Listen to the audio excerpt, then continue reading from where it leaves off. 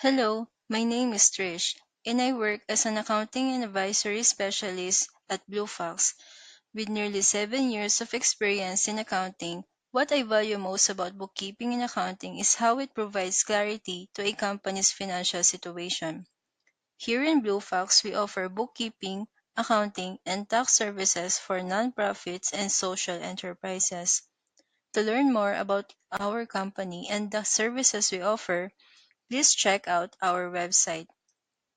Let's begin our conversation about completing the W-9 form correctly. First, let's cover what this form is and its purpose.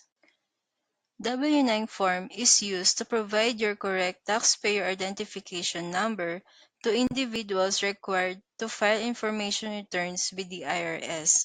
This applies to various situations including payments made to you, real estate dealings, mortgage interest payments, secured property acquisition or abandonment, debt cancellation, and IRA contributions. A fillable W-9 form is available on the IRS website.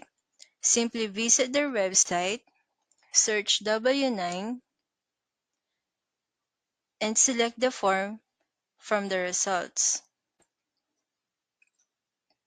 W-9 is used for 1099 tax form when working with an independent contractor. The independent contractor or vendor completes Form W-9 and provides details such as the TIN. Then the company completes Form 1099 and details the wages paid to the contractor. Again, W-9 is used to collect information from independent contractors or vendors, and 1099 is used to record how much they have paid. Let's now address the distinction between employees and contractors. When we examine the definitions provided on the IRS website, we can summarize their key differences as follows. An independent contractor's client has the right to control or direct only the outcome of the work, not the methods used. This differs from an employee relationship where the employer controls both what is done and how it's done. Additionally, companies request W-9 forms from independent contractors to collect information, while employers request W-4 forms from employees. At year-end, independent contractors receive 1099 forms, whereas employees receive W-2 forms. Furthermore, independent contractors don't receive benefits from their clients and are responsible for withholding their own taxes, while employers handle tax withholding and contributions for their employees. Now that we've distinguished the difference between the two classifications, let's discuss when a 1099 form is required. 1099 will be issued if earnings for the year are $600 and above. Please do not include reimbursements in the computations. And if the vendor is a non-corporation, which means that partnerships and LLCs are included, not just an individual. And if they are paid via cash, check, ACH, wire transfer, or Venmo. 1099 will not be issued if earnings for the year are 600 and low. If the vendor is a corporation, and if they are paid via credit card or a third-party system because the financial institution reports these payments, so you don't have to. Let's now discuss how to fill out W-9 form correctly. For line 1 and 2, enter your business name or individual name in this field. For example, Home Depot Incorporation operates under the name Home Depot, so Home Depot would go on line 2.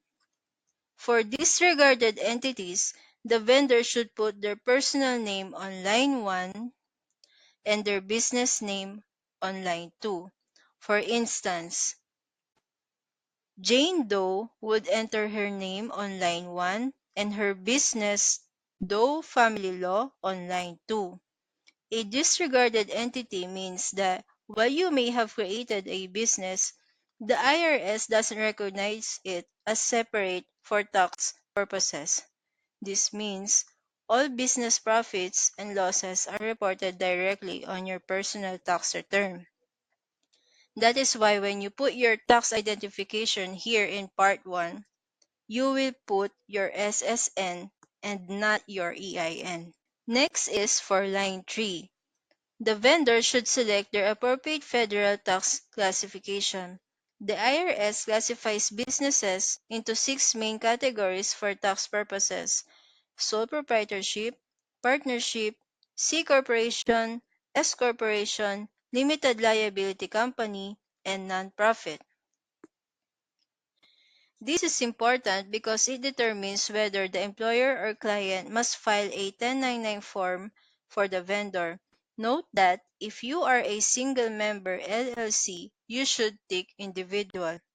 Likewise, if your LLC classification is of these three, please enter the appropriate code here.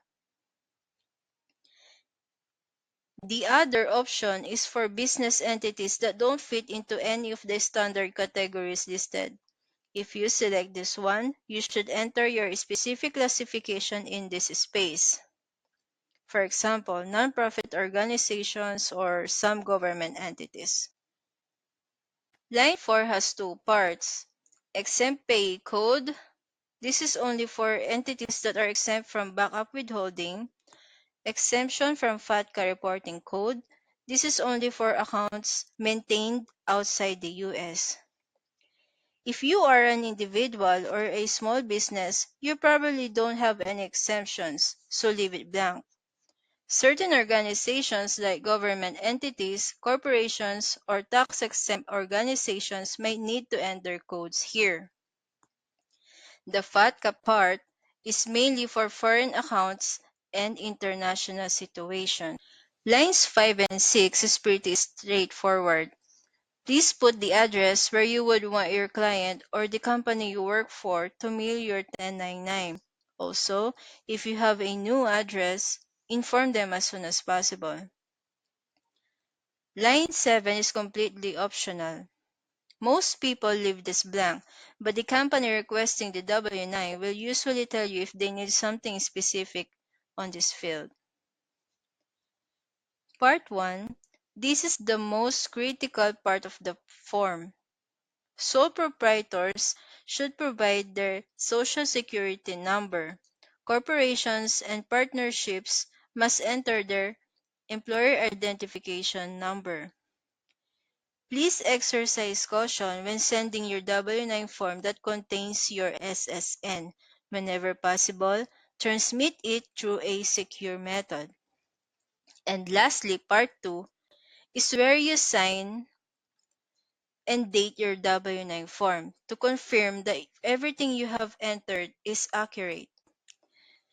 Please be aware that pages 2 to 6 provide detailed explanations for each line on the W-9 form. Understanding these instructions is important to ensure you complete your W-9 form accurately.